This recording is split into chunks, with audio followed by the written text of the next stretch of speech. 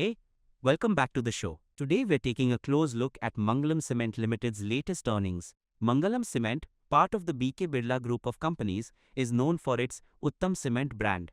Should be a solid discussion. Absolutely. Cement companies are always a good indicator of broader economic activity, so these numbers will be interesting. Let's get into it. Alright, so Mangalam Cement has released its audited standalone financial results. We're looking at the numbers for the fourth quarter ended March 31st, 2025, and also for the full financial year 2025. The Board of Directors approved these results at their meeting on May 10th, 2025. Just to clarify for our listeners, we have the standalone results here. That's right.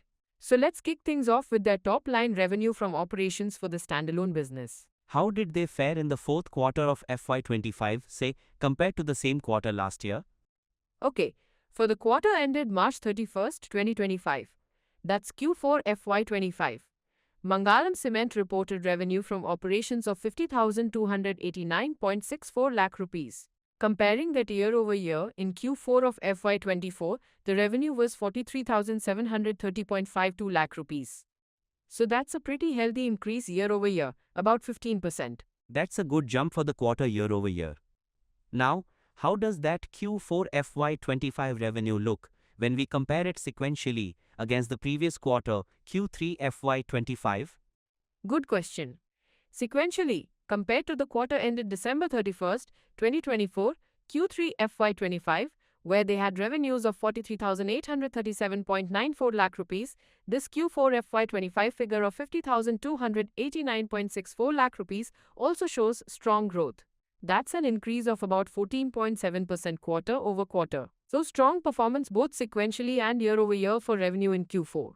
Okay, that sets a positive tone for the top line. What about for the full financial year FY25?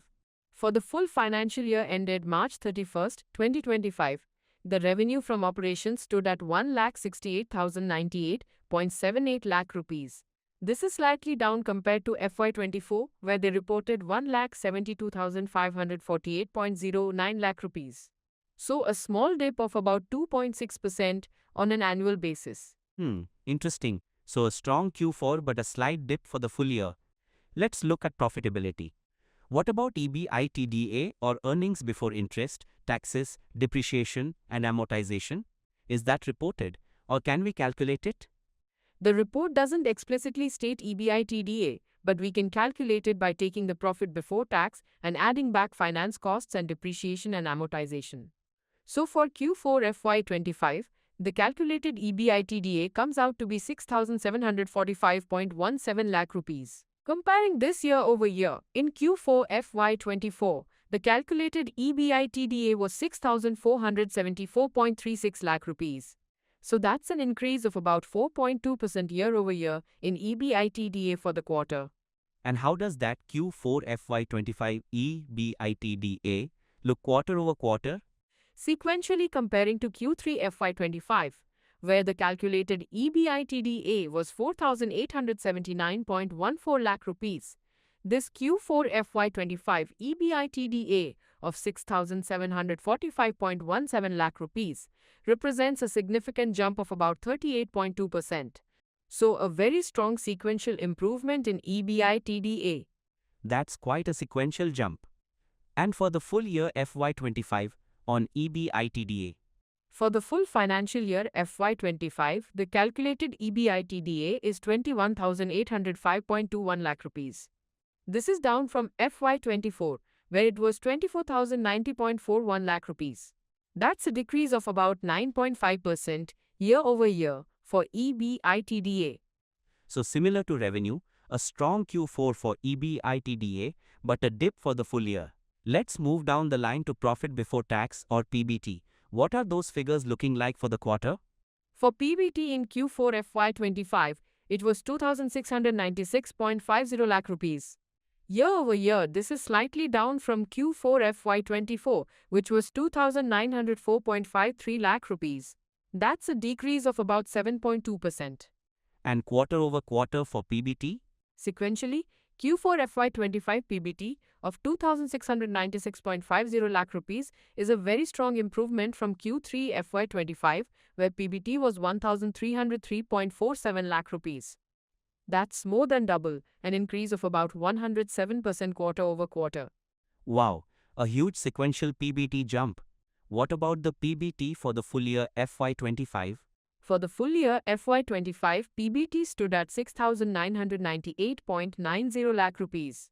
This is lower than FY24's PBT of 9,911.05 lakh rupees, a decrease of about 29.4%. Okay, so the trend continues, strong Q4 rebound, but annual figures are lower. Now for the bottom line, profit after tax or PAT. For PAT in Q4 FY25, the company reported 1,690.87 lakh rupees. Year over year, this is slightly down from Q4 FY24's PAT of 1,727.88 lakh rupees, a decrease of about 2.1%. And sequentially for PAT in Q4? Sequentially, this Q4 PAT of 1,690.87 lakh rupees is a significant improvement from Q3 FY25's PAT of 781.07 lakh rupees.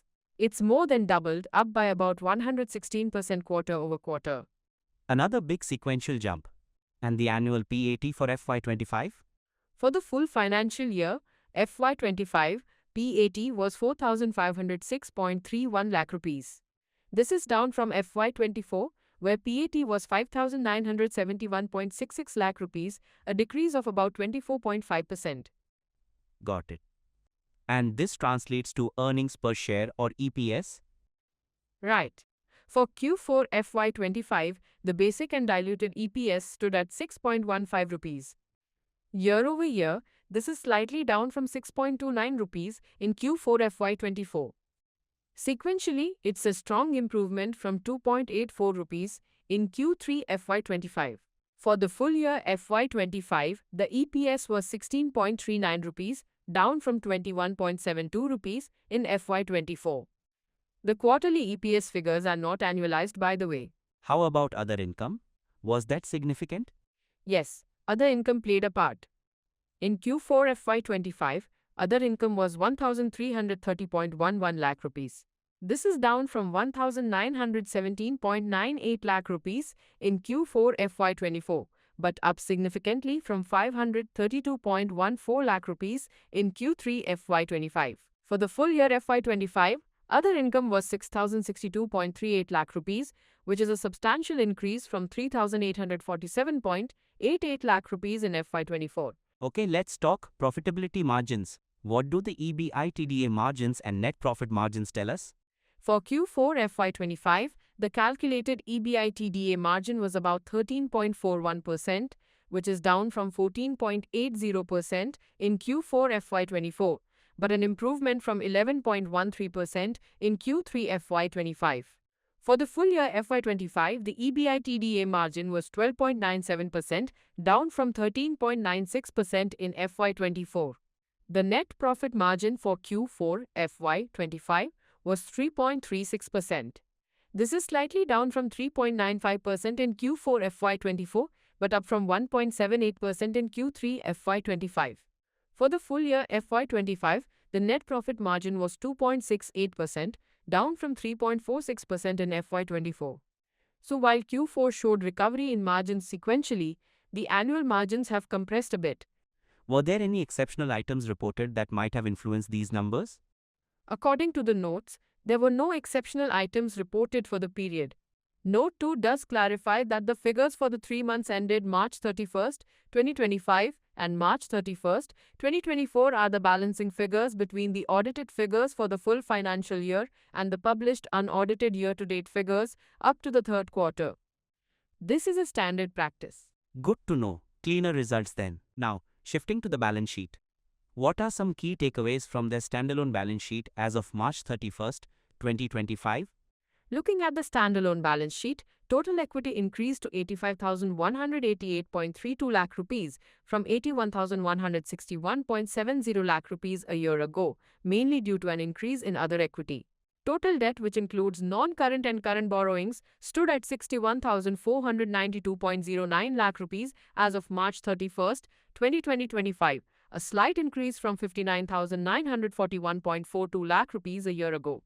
It looks like non-current borrowings decreased, but current borrowings increased. Total assets have also increased to 2,16,622.73 lakh rupees from 2,06,790.09 lakh rupees. And what about cash flows for the full year FY25? For the full year FY25, net cash inflow from operating activities improved slightly to 18,763.40 lakh rupees from 18,245.83 lakh rupees in FY24. Net cash outflow from investing activities was higher at 13,199.66 lakh rupees compared to an outflow of 11,183.39 lakh rupees in FY24. This was mainly due to purchases of property, plant and equipment, and net investments. Net cash outflow from financing activities reduced to 6,261.42 lakh rupees from 8,588.48 lakh rupees in FY24. This includes finance costs paid, dividends paid for the previous year, and movements in borrowings. Overall, there was a net decrease in cash and cash equivalents of 697.68 lakh rupees for FY25. Cash and cash equivalents at the end of FY25 stood at 2,854.71 lakh rupees. Did the company declare or recommend any dividends? Yes, the board has recommended a dividend of 1 rupee and 50 paisa per equity share of 10 rupees each for the financial year ended March 31st, 2025. This is of course subject to shareholder approval at the annual general meeting. During FY25, they paid out 412.46 lakh rupees as dividends, which would have been for FY24. Now, does the report provide any breakdown by business segments? The notes clearly state that the company has one reportable segment, which is cement. So all these numbers pertain to their cement operations. Okay, so focusing on this single cement segment, how would you summarize the performance for FY25, considering the strong Q4 versus the annual dip? It appears FY25 was a year of two halves, or at least a year with a very strong finish in Q4. The annual figures for revenue, EBITDA, PBT, and PAT are lower year over year, suggesting some challenges during the earlier part of the year, perhaps related to demand, pricing, or input costs. However, the significant sequential improvement in Q4 across all key metrics, revenue, EBITDA, PBT, and PAT, indicates a strong recovery or operational efficiencies kicking in towards the end of the year. The increase in other income for the full year also helped cushion the bottom line to some extent. Are there any other significant notes or events from the report we should be aware of? Besides the dividend recommendation, the company also mentioned in its board outcome letter that they have recommended the appointment of Pincha and Company secretaries, as secretarial auditors for a term of 5 years starting from FY25-26. This is more of a governance update. The notes to accounts are fairly standard, confirming the results were reviewed by the audit committee and approved by the board. Crucially, what does the independent auditor's report say about these standalone financials? Who are the auditors and what's their opinion? The independent auditors are Singhi and Company, Chartered Accountants. They have issued an unmodified opinion on these standalone financial results for the quarter and year ended March 31st, 2025. Unmodified opinion, that's good. So no qualifications or major concerns highlighted by the auditors? That's correct. The auditor's report states that the financial results give a true and fair view in conformity with the applicable accounting standards and other accounting principles generally accepted in India of the net profit and other comprehensive income for the quarter and year ended March 31, 2025 and other financial information of the company for the quarter and year ended March 31, 2025. They do have an other matter paragraph which is standard, explaining that the Q4 results are balancing figures, but this doesn't qualify their opinion. So it's a clean audit report for the standalone financials. That's reassuring. So based on these standalone results and the clean auditor's report, what's the general outlook for Mangalam Cement? Disclaimer: we advise investors to check with certified experts before taking any investment decisions. The strong Q4 performance is definitely a positive sign and suggests momentum heading into the new financial year. If they can sustain this level of operational performance, it bodes well. The key will be to see if the factors that drove the annual decline in FY25 have been fully addressed or if the Q4 surge was due to specific favorable conditions. Continued focus on operational efficiency and cost management will be crucial. The recommended dividend also signals management's confidence. However, the cement sector is cyclical and influenced by infrastructure spending, monsoons, and input costs, so those remain the usual risks to monitor. So to wrap it up, Mangalam Cement's standalone results for FY25 show an annual dip in key financial metrics but a very strong rebound in the fourth quarter. The balance sheet looks stable, and the auditors have given a clean chit. Exactly. A year that ended on a high note for Q4, but with overall annual performance being a bit subdued compared to the previous year. The dividend recommendation is a positive for shareholders. Investors will be watching to see if this Q4 momentum carries forward. Great analysis. Thanks for breaking that down for us. My pleasure. And for our listeners, if you found this useful, don't forget to follow our channel for more financial insights.